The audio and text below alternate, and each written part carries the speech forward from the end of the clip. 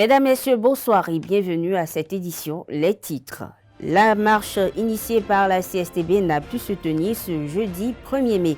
Le secrétaire général de la Confédération, Kassa Mampo, son camarade, ainsi que plusieurs autres de leurs camarades ont été arrêtés par les forces de l'ordre. Plus de détails dans cette édition. Le personnel de la SRTB a reçu le président de la HAC ce 30 avril 2025. À l'occasion, Édouard Loko a rappelé l'importance pour les médias publics de demeurer des repères dans le paysage médiatique béninois. Le Togo entre officiellement dans sa 5e République ce vendredi 2 mai, avec l'entrée en vigueur de la nouvelle constitution adoptée et promulguée après plusieurs mois de débats parlementaires. Assure dans cette édition un aperçu des implications de cette nouvelle République.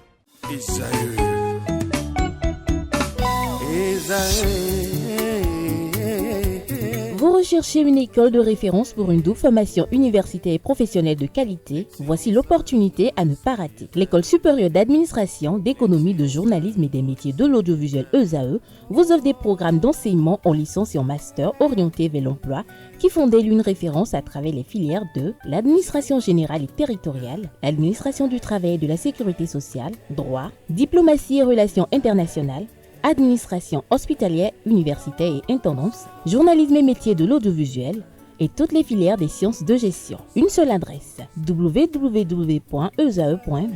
Rendez-vous dès maintenant sur nos campus ESAE Bedjromende au numéro 90 93 65 21 ou au numéro 98 98 14 00. Paracourt sur le numéro 52 46 12 12. Aboumé-Calavi au numéro 52 88 44 44. Akpata au numéro 52 88 33 33. ESAE, l'excellence à un nom.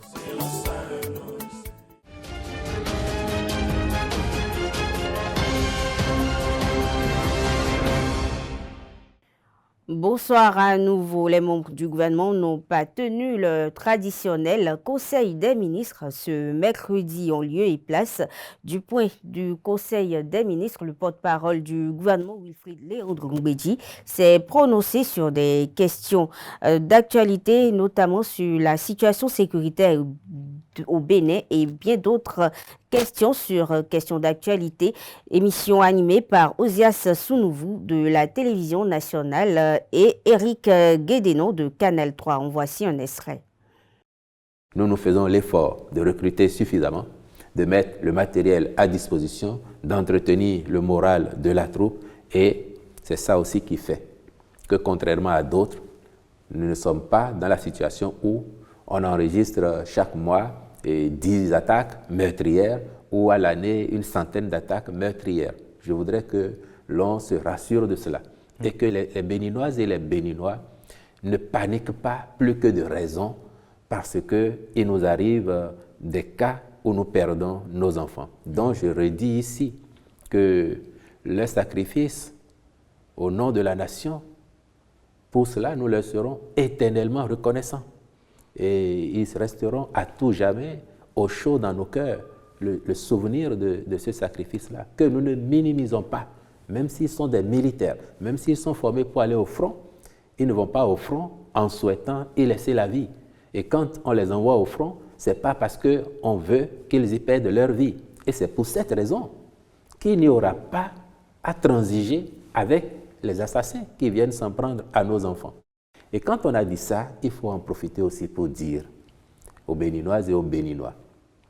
Et il y en a qui sont de bonne foi, qui par exemple, sur cette actualité-là, ont considéré que le gouvernement a manqué d'empathie, le gouvernement n'a pas décrété un deuil national, le gouvernement n'a pas mis les drapeaux en berne. Je vais leur expliquer pourquoi. J'ai dit, et on en convient tous, nous sommes en situation d'asymétrie. On ne le souhaite pas. Mais vous pouvez avoir des attaques tous les jours, toutes les semaines, avec des dégâts, quand bien même nous mettons les moyens qu'il faut. Pour nous, toutes les vies se valent. Nous, on sait, et je vais vous le dire avec gravité, on sait qu'il y a des officines qui ont comme plan d'action politique en 2025 de travailler à la déstabilisation du Bénin et qui ont beaucoup d'argent pour cela. Je parle d'officines. Vous portez des accusations aussi graves. En marge de la célébration de la fête internationale du travail, une vague d'indignation secoue les milieux syndicaux au Bénin. Le secrétaire général de la CSTB, Kassa Mampo, son adjoint Norbert Couteau, ainsi que 5 autres responsables syndicaux ont été arrêtés ce jeudi 1er mai à la suite d'une marche pacifique à Cotonou. Ils ont tous été appréhendés à Cotonou dans les environs de la bourse de travail. Sur sa page Meta, la CSTB a dénoncé et condamné les faits. Leur audition a eu lieu cet après-midi. Bip Radio a aperçu l'avocat de Kassa Mampo, Maître Aboubakar Baparapé, entré dans le bâtiment de la brigade criminelle peu après 16h ce jeudi. Une délégation des syndicalistes est arrivée à la brigade à 16h13, vers 16h13 minutes, selon le reporter du média précité sur les lieux. Et il s'agit notamment du secrétaire général de l'UNSTB, Apollinaire Afewe, et son camarade de la CGTB, Moudachiro Bachabi. Il faut noter que les deux leaders syndicaux confient qu'ils n'ont pu accéder à la brigade criminelle. Nous vous reviendrons par rapport à cette information dans nos prochaines éditions pour plus de détails. 24 heures après avoir annoncé l'obtention de son récépissé provisoire, le parti Le Libéral entend aller au contact des formations politiques régulièrement enregistrées au Bénin. Ce mercredi 30 avril, dans un communiqué, Richard Bonioro, le président des libéraux, a annoncé que des demandes d'audience ont été adressées aux partis politiques. Selon cette note rendue publique, cette initiative s'inscrit dans une volonté ferme d'ouverture, de dialogue républicain et de concertation constructive avec les différentes forces politiques de notre pays dans le respect de valeurs démocratiques qui nous animent. Le parti reste désormais dans l'attente des retours des partis contactés afin d'engager cette dynamique de prise de contact. On parle de la célébration de la fête du travail dans cette édition toujours. La fête du travail, encore appelée fête des travailleurs, est célébrée un jour férié une fois à l'an. Elle est synonyme de la journée internationale des travailleurs dans la plupart des pays et l'origine et les enjeux de cette célébration sont retracés dans cet élément signé Francis Fahmi. Suivez plutôt. Le 1er mai, qui est une fête internationale du travail, qui est en fait une journée, lorsqu'on dit fête, les gens ne comprennent pas. Ce n'est pas une fête pour aller danser, pour aller manger et autres. C'est une journée qui a été acquise de haute lutte par les travailleurs qui luttaient pour les 8 heures de travail. Vous entendez parler des massacres de Chicago. Donc, des gens se battaient, on travaillait toute une journée, puis après, on leur paye ce qu'on veut. Donc, ils ont dû lutter. Et le patron, à un moment donné, a réprimé les luttes. Donc, lorsqu'on parle des massacres de Chicago, c'est les ouvriers qui ont été tués par la police sur demande donc de leur des patrons. Et c'est comme ça que cette lutte-là s'est généralisée. C'est allé en Europe, c'était aux États-Unis là-bas, allé en Europe. Et ça s'est généralisé. Finalement, les 8 heures de travail ont été conquises. Et au Bénin aussi, nous bénéficions des acquis, donc des luttes que les autres peuples ont menées. La sérigraphie est un procédé d'impression au pochoir, utilisant un écran de soie ou de nylon. Au Bénin, plusieurs professionnels proposent leurs services à leurs différentes clientèles. Dans ce reportage, Francis Fahmi nous emmène à la découverte du métier de sérigraphie. Suivez plutôt. Ici, nous sommes à Sébéa. Devant nous, des bâches qui recouvrent des contreplaqués, des autocollants et des outils. Il s'agit du box de 2 sérigraphes, Ben Décor et Destin A. C'est ici que la magie s'opère, mais en 3 étapes. La première étape, c'est, je suppose qu'un client veut réaliser des t-shirts pour le décès. Et d'accord, il nous dit, d'abord il nous dit la couleur du t-shirt, il nous dit le test, ce qu'on veut mettre, la photo du défunt, Nous, maintenant, on va vers les graphistes. Ce sont eux qui nous font ces conceptions-là. Quand ils font ça, nous, on ramène maintenant, on achète la soie. Parce qu'il y a un dispositif qui nous permet quand même d'imprimer totalement sur un t-shirt ou bien sûr de Lacoste. Donc, on fait maintenant l'impression sur la soie. On met la conception que le graphiste nous a remise. On va encore dans un autre atelier pour imprimer cette conception-là maintenant sur la soie. On pose sur l'habit. Comme ça, on met l'encre et on passe sur ça. Ça sort en même temps sur l'habit et c'est fini. On sèche maintenant au soleil. Et puis ça se cadre et puis on livre. En sérigraphie, lorsqu'on parle d'un grand lot de commandes, on n'est pas loin d'un automatisme. C'est cette seule soie, ce dispositif qui va imprimer sur les 1000 t-shirts. Vous comprenez? Maintenant, à un niveau donné là, le truc, c'est les lettres quoi. Ça se remplit d'encre. On attend, on prend l'eau de javel, on prend l'eau savonneuse et on corrige. Et on reprend encore le processus. Vous voyez? Quand on corrige là avec l'eau, on met au soleil, ça se sèche maintenant, on reprend encore. Chaque fois, on pose. On fait, on dépose l'habit, on remet encore, on pose, on fait, on dépose l'habit, on remet. Un sérigraphe doit se munir de quelques outils indispensables à sa prestation. Cadre, soit les maquettes que les graphistes nous font truc là, on utilise tout ces trucs là pour l'encre, t-shirt pour faire la sérigraphie. Entre sérigraphes, on se crée des compromis. Il s'agit d'occasions qui permettent de diminuer le coût de la prestation pour le client. À cause de celui qui t'a amené, je peux te faire ça. Mais si toi tu veux amener un autre chez moi, ne lui dis pas le prix. Tu comprends? Bon, par exemple, mon second qui est là m'a amené un client. À cause de mon second, même si je vais travailler au client et gagner 5 francs, à cause de mon second, je peux travailler au client. Pourquoi? Parce que demain, le client peut m'amener d'autres travail qui peuvent me donner plus de bénéfices. Aujourd'hui, de nombreux sérigraphes élargissent leur domaine d'activité. Ainsi, de nombreux y ajoutent la calligraphie et bien d'autres encore. D'un métier à un autre, à présent, on parle de la menuiserie qui est un métier à risque. Une immersion dans le quotidien d'un menuisier situé à Cotonou nous édifie davantage sur ces risques.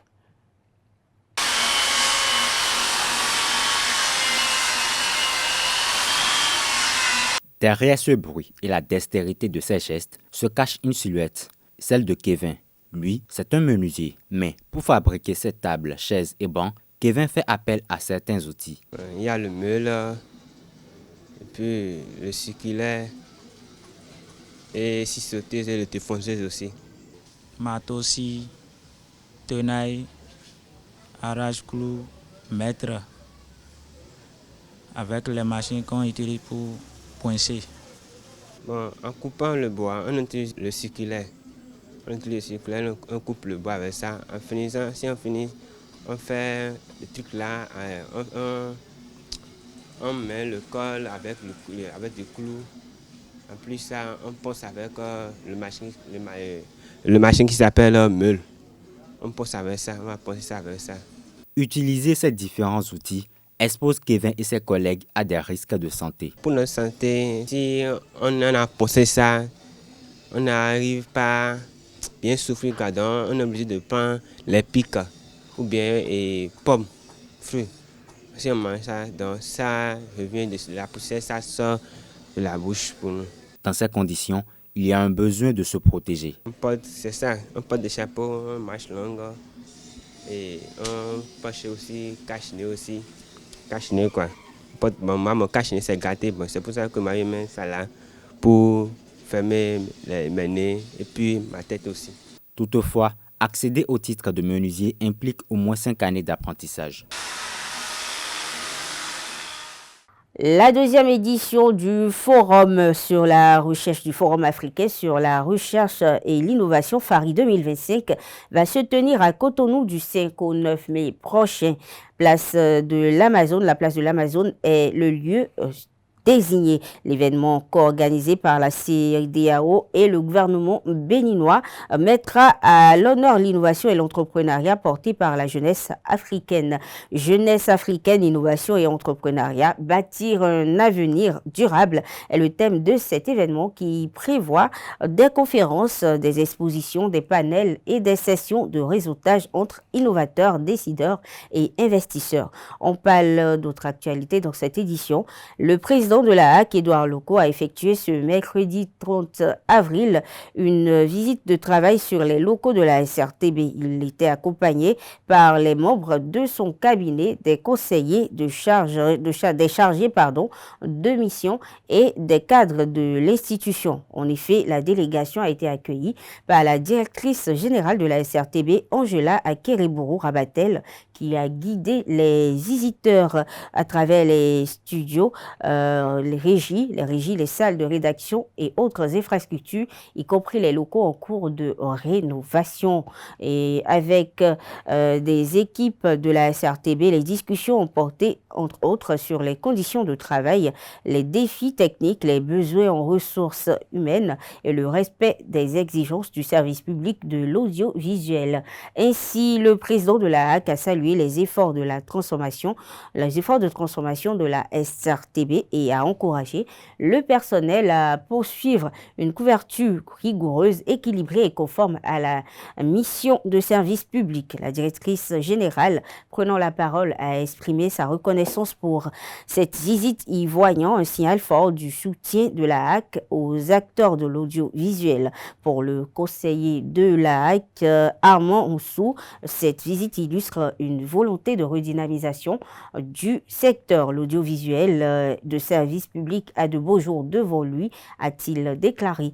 Une perspective partagée par la HAC qui entend poursuivre le dialogue avec les professionnels pour élever les standards du journalisme en République du Bénin.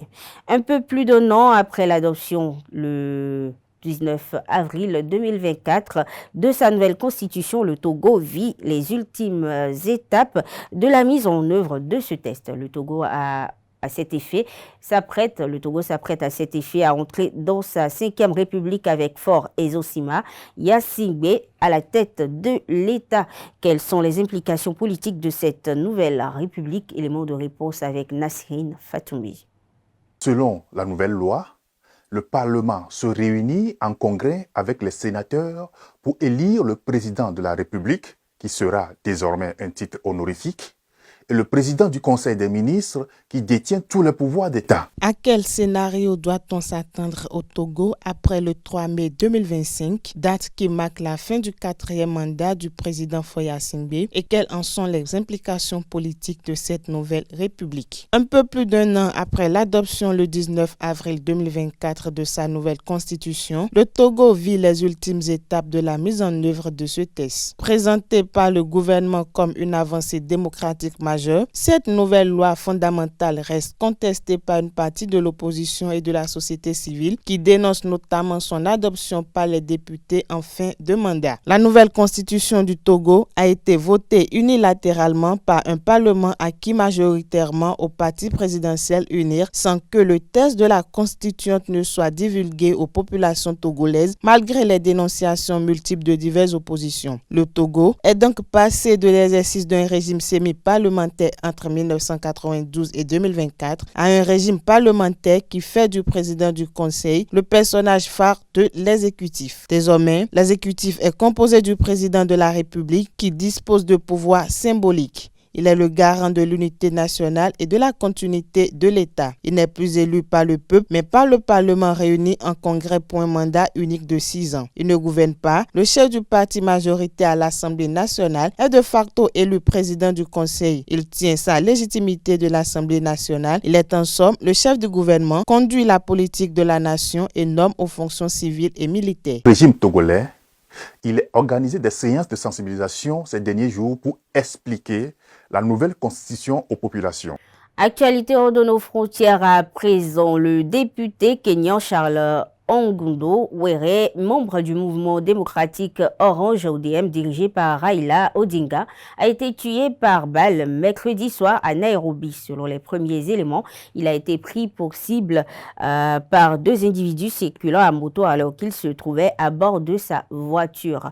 Gravement blessé, Charles Were a été transporté d'urgence dans un hôpital de Nairobi où il a succombé à ses blessures peu après, précise pour sa part le quotidien The Nation. La police kenyane a évoqué un acte ciblé et prémédité selon son porte-parole Muchiri Nyanga.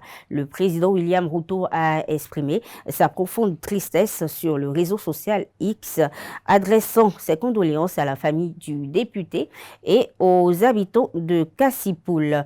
Il a également appelé les forces de l'ordre à mener une enquête approfondie pour traduire les responsables en justice. Le président du Parlement kényan, Moses Wetangula, s'est dit par ailleurs profondément choqué par la nouvelle, évoquant une perte immense pour la nation. Les services de la direction des investigations criminelles, quant à eux, ont ouvert une enquête afin d'identifier et d'arrêter les deux auteurs de l'attaque. Pour l'heure, aucun mobile officiel n'a été confirmé. Toutefois, une proche du député a suggéré que cet acte pourrait s'inscrire dans un climat politique local devenu plus violent, affirmant que l'auteur du crime est connu.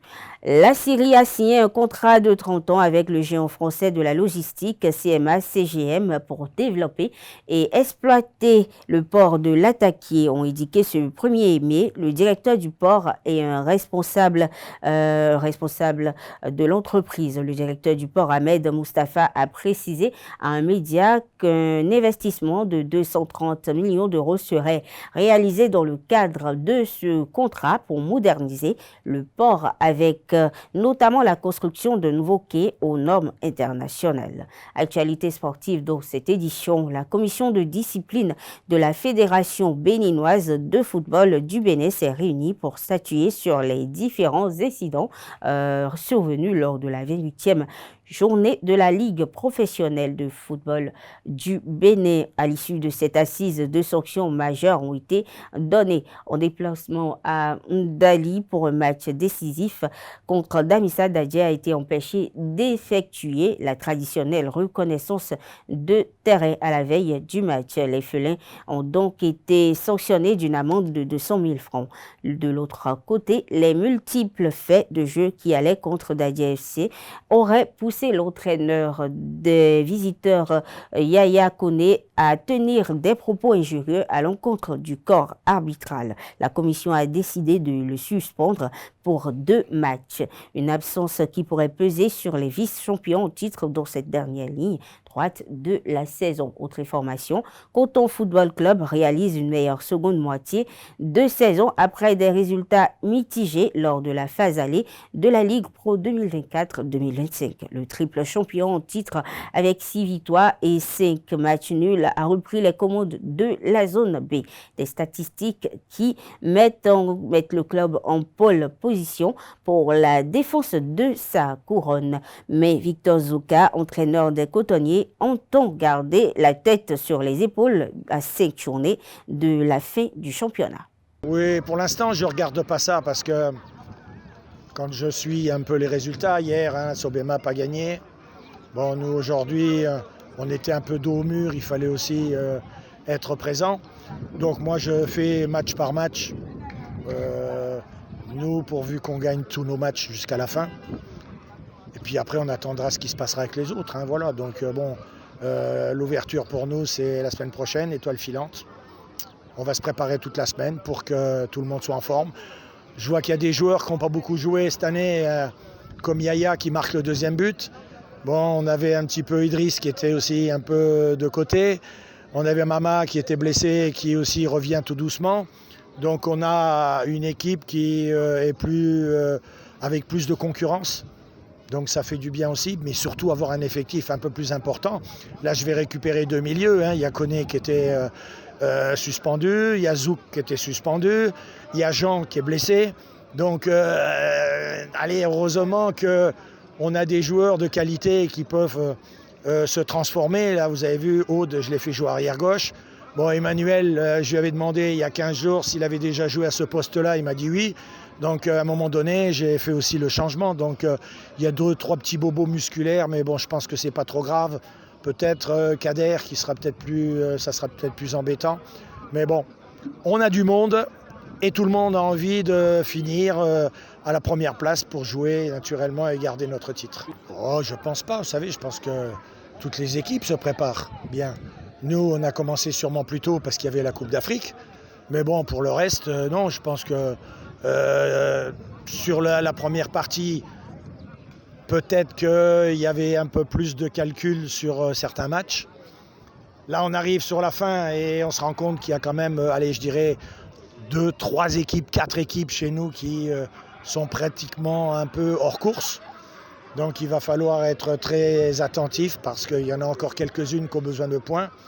On va les rencontrer. Ça sera sûrement des matchs difficiles, donc il faudra être d'abord dans la bonne récupération, puis après être avec toutes nos possibilités pour gagner ces matchs. Mesdames, Messieurs, nous sommes à la fin de cette édition. Merci de l'avoir suivi. Très bonne soirée à toutes et à tous.